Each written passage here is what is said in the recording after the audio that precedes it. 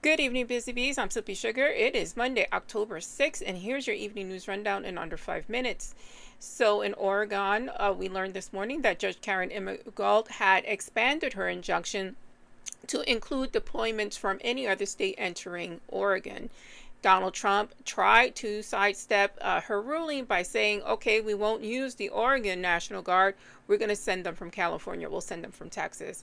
But in an emergency in an emergency court proceeding, she said, no, you can't do that. In Illinois, J.P. Pritzker filed an emergency lawsuit to block federalized troops, calling it unconstitutional overreach in Chicago. We know Chicago is under siege. Trump keeps alluding to the fact that he's watching these videos of the city burning, this outright craziness, crime happening. Two things are happening. He has dementia and I don't know what he's watching, or they're showing a man with dementia old videos or AI generated videos of what's going on in these states so that they can control him to enact this, to invoke the Insurrection Act, which he said he might do. He's hinted that this is a possibility because these cities are burning. So no formal order has been issued, but advisors confirm internal discussions on federal troop deployments. Analysts warn such a move could test the Posse Comitatus Act, which limits military law enforcement roles. Now, the proof is in the pudding. I'm in New York. Nothing crazy is happening. There might be protests, but they're peaceful protests. And again, we have the right to let our voices be heard on the street, much like in Chicago and in Oregon. You cannot make things up. And this is why he's saying this is Antifa, and he's signing all these executive orders saying Antifa is a domestic terrorist group. We are all supposed to be anti-fascist. This is a democracy and not a dictatorship. In other news, Trump advisors reportedly are floating the pardon of Ghislaine Maxwell, the convicted sex trafficker linked to Jeffrey Epstein. The rumor has sparked outrage and renewed calls for the full Epstein file release.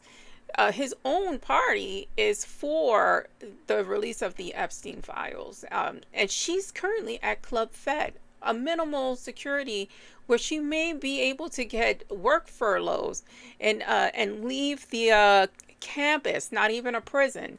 So what more can you give this person who is a convicted sex trafficker?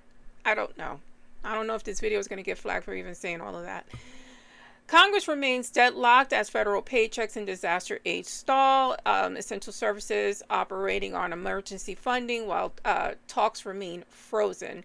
Now, Mike Johnson got on there and gave some speech about how it's the Democrats. Sir, you have Congress, both arms of Congress, the Senate and the House. You have the presidency.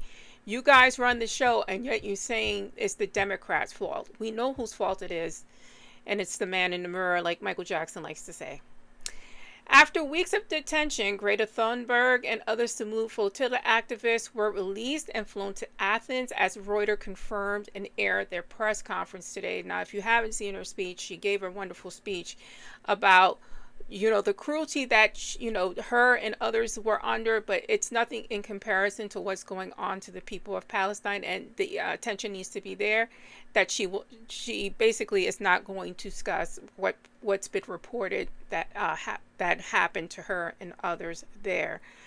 The mission was a call for humanity and solidarity with those trapped in Gaza. It's a quote directed directly from that speech. You should go watch it. According to the Washington Post, Larry Ellison, Oracle co-founder and Trump donor, and his son David Ellison are building an unprecedented conservative media network.